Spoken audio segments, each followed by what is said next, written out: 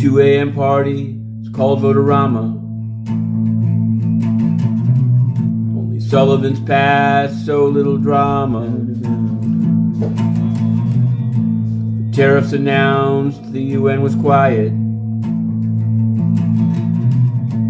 Tony's wine cellar, let the taxpayer buy it.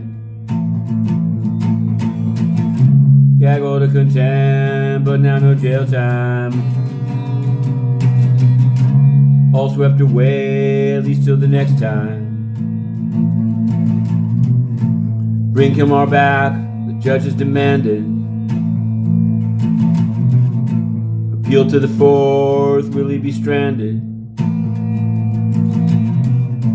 The VOA case, Judge Oetken won't keep it.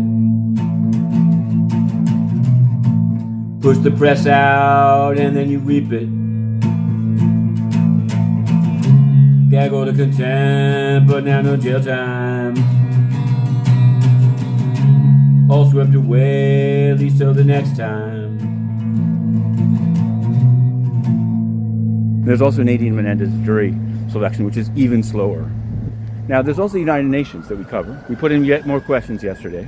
There was some talk about, they were asked about Voice of America, and of course, the UN said they care very much about press freedom. What I want to tell you is not true, on both sides of that equation. But as to the UN, totally not true. The UN has targeted, roughed up, and banned inner city press from covering it, even though we get scoops on a daily basis from disgruntled UN staff in Libya and elsewhere. Okay, we're going in.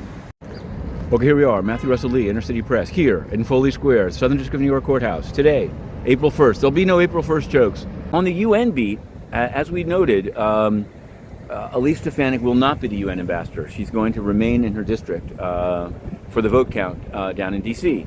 But yesterday, in the Oval Office, the question arose, who might be the UN ambassador? David Friedman was mentioned, but so was Rick Grinnell. And we know Rick Grinnell. Rick Grinnell was the spokesman for John Bolton when he was the ambassador at the United Nations. What I can say is that he knows well, I'm sure he knows well what a scam the UN Press Corps is, how they handpick propagandists and state media to ask softball questions instead of the real questions. Even now, Mamdani took every question that that was thrown at him, except for a non-media member, and maybe they will get back to him. But that's not how they roll with the UN. So that's something we're looking at closely, because the UN has continued to ban inner city press for its questions. It's unacceptable. Litmus test, 2025. Okay, we're going in. Last week we were covering the AP versus Trump, or actually versus Buttigieg case in D.C. about access to the Oval Office and to the East Room. We're on alert for Judge McFadden's ruling in that. Also, the request by the Trump administration to take Judge Boasberg's temporary restraining order on the flights of Tren de Aragua under the Alien Enemies Act to El Salvador and elsewhere. They've asked the Supreme Court to, on an emergency basis, vacate that TRO, which is now the plaintiffs, the ACLU representing those affected, have asked for a preliminary injunction. So we'll see how that one goes. And